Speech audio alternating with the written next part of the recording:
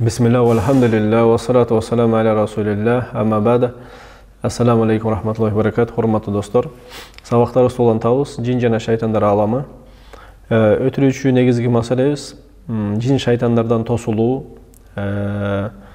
алардан коргонуу маселеси болуп аткан. Ошол маселеде эң биринчи себепти карап өтүүдөбүз. Бул пендечиликти ишке ашыруу.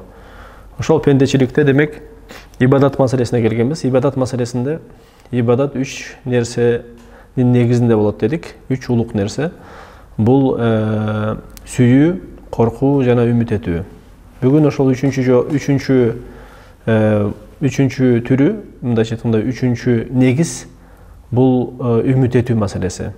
Үмүт этүү бунун карама каршысы үмүтсүздүк, үмүттү үзүү Аллахтын рахматынан, Аллахтын кечирүүсүнөн. Бул үч негиз эгерде пендеде боло турган болсо, албетте ишке аша турган болсо, бул пендечиликти ишке ашыра турган, кыймылга алып келе турган нерсе болот. Жана амалдардын баары, Аллахка моюн сунуу, жакшы иштердин баардыгы ошол үч нерсенин тегерегинде дайыма жүрөт. Ошон үчүн Аллах Таала бул нерсеге даллат кылган аяттардан Аллах Таала Куранда айтат: Астаиду билля улайка аллазина яд'уна ябтагуна иля раббихимул васила айюхум акрабу ва ярджуна рахматаху ва яхафуна азаба. Айтат, алар дуа кылгандар дейт. Кимге дуа кыла турган болсо, ибадат кылгандар, ким ибадат кылынган нерселер, адамдар мисалы үчүн Аллахтан бөлөгүнө ибадат кыла турган болсо, ал жин болобу, периште болобу, же дагы бир буттар болобу, ким болбосун, Аллахтан бөлөгүнө ибадат кылынгандар, мындайча айтканда, өздөрү Аллах Таалага жакындоону издешет дейт. Кимиси жакыныраак дейт. Айюхум акраб. Кимиси жакыныраак. Ошол мындайча айтканда, ошол сиздер дуа кылып аткан нерсеңер өздөрү Аллахка жакындоону издеп, өздөрү жалбарып жалынышат. Жана ваяржуна рахмата.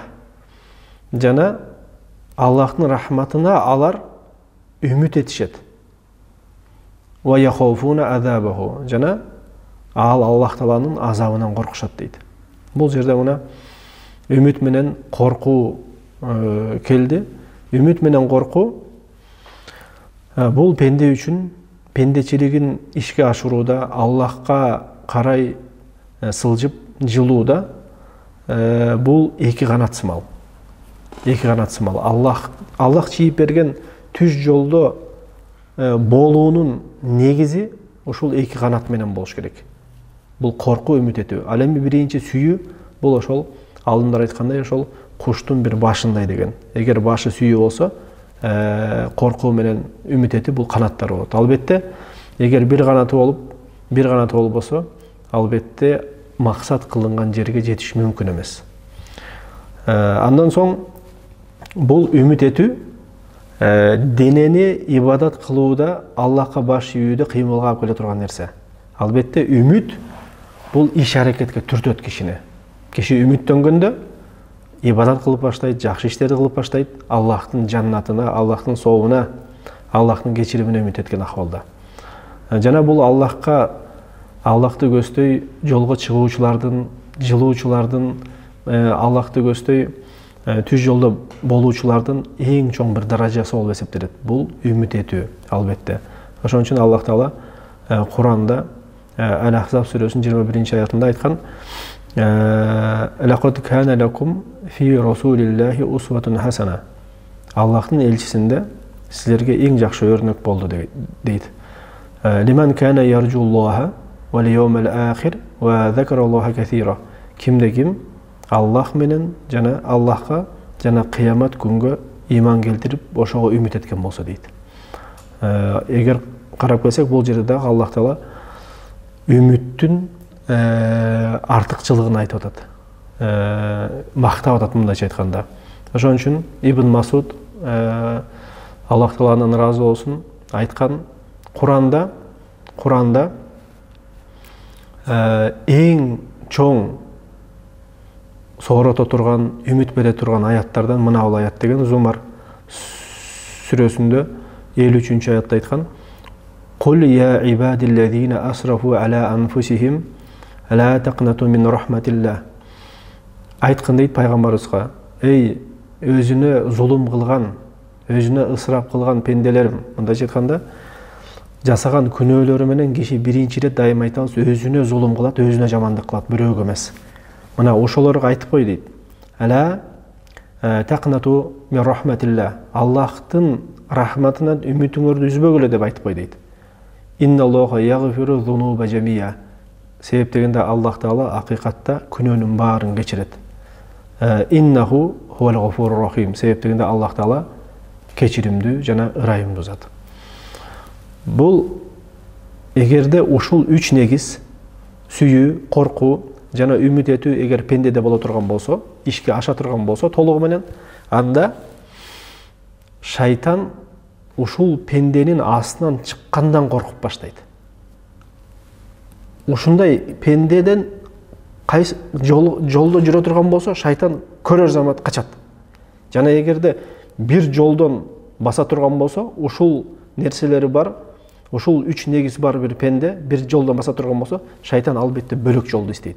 Ошон үчүн пайгамбарыбыз Умар радиаллаху анху жөнүндө айткандай: "Жаным колумдагы зат менен касам ичем" деген Умарга.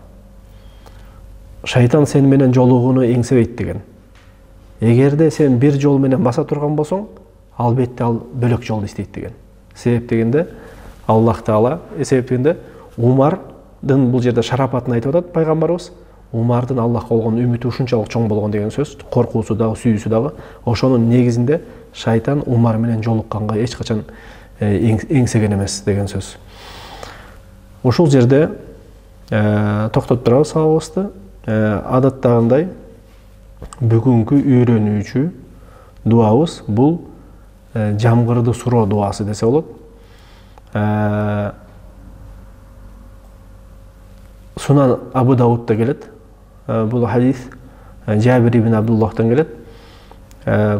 Пайгамбарыбызга бир кишилер келип, ошол жамгыр жабагандан ошол жамгырды бизге сурап бер деп дуа кылып бер дегенде, пайгамбарыбыз колун көтөрүп ошондо мына бул дуаны кылган: Аллахумма аскина гайсан мугитан мариян нафиян гайра дарин ажилан ва гайра ажил. Бул ошол жамгыр эгер жаабаса, мына азыр мисалы үчүн кургакчылык башталды десек болот. Жана ушул жыл дегеле кургакчыл болду. Жана кургакчыл болот дегендей дагы айтууда. Ошон үчүн ар бир мусулман биринчиден тазаланып, күнөөлөрүн токтотуп, ушул дуаны кыла турган болсо, Аллах Таала албетте мол жамгырларды жаадырат.